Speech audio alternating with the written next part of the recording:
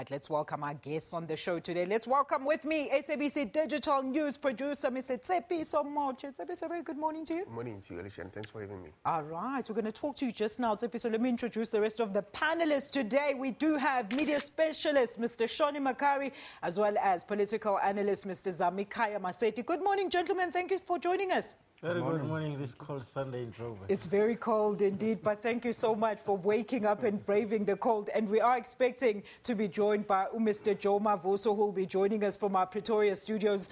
Tshepiso, let's take it away. What were the biggest hashtags of this week? Alicia, the biggest hashtag this week was the protest. Yeah.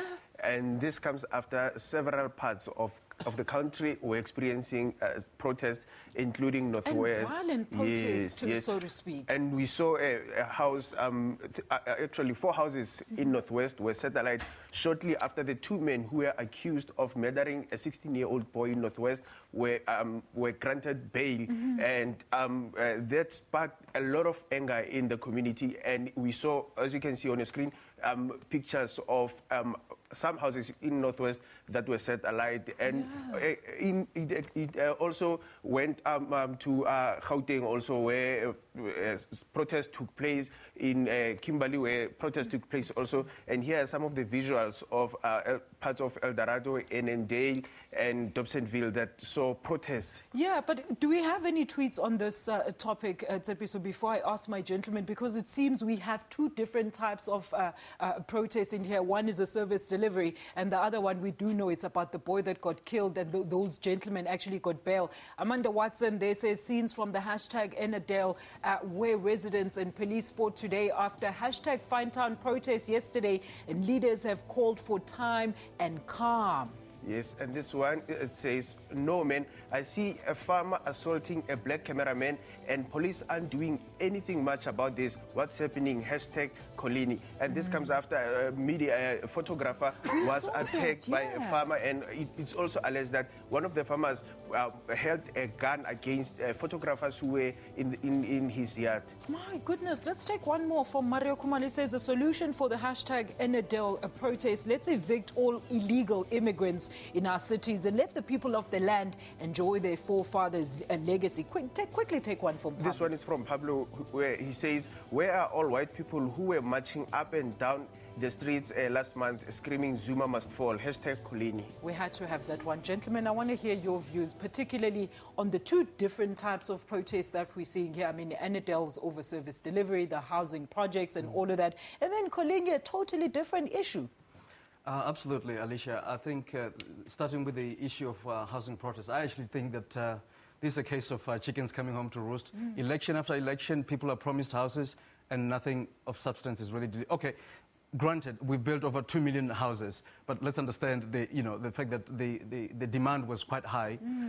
But also, it was a strategic blunder in my case, from the ANC's perspective, to say that you're actually going to build people houses. And people we create this situation where people expect that the government will do everything for them. And you need trillions of rand to be able to actually fulfill some of those promises, and we simply don't have that kind of money. But now the promises are there, and they've been made, and people want their houses. Mr. Masset? Well, I think these are genuine concerns. These protests, in my view, they highlight the problem that we have around land reform. There is this cry now for residential land. It means that we have to focus the discussion, change the narrative, and begin to address, because in Annandale and other areas, people are crying for residential land, and I'm hoping that the ANC will address the question of residential land when they discuss land reform. In Colini, for instance, it exposes once again those contradictions between white farmers and also white commercial farmers and their employees. Of course, people, they steal in the farm, but I don't think you have to mete out such a harsh sentence of killing a 16-year-old boy. To me, that was very very harsh. Yeah, it seems there's a big issue in Colini, because the residents there are saying, I mean, it's been going on for a while, that, they never get justice when, such matters actually happen. So let's quickly move on to the next big hashtag of this week. What was it? Another biggest hashtag this week was Brian Molefe. Ah, yes. And we're talking about that a little later on the show. But what have you got for us on the social media front? What were people saying there? Well, this one from Mashudu says, hashtag Brian Molefe. Molefe had to push the nuclear deal either in the finance ministry or as CEO of ESCOM. The mandate hasn't changed. I like that because that's the picture there. Yes, I mean, this one sparked a lot of commentary on social media. This is apparently Brian Molefe. People are not sure whether he's going or coming because the last time we heard Brian Molefe was leaving ESCOM and now he's coming back and we're not sure whether he'll stay or he'll go. Actually resign again. More pictures coming through. Very interesting. Trending essay says, Prince Matyeka says, when you hear Brian Molefe is going back to hashtag ESCOM and nobody ain't saying anything about you. Hashtag Brian Molefe. Mr. Massetti. Well, I think this Brian Molefe saga once again exposes the contradictions within the ANC. The centre clearly cannot hold.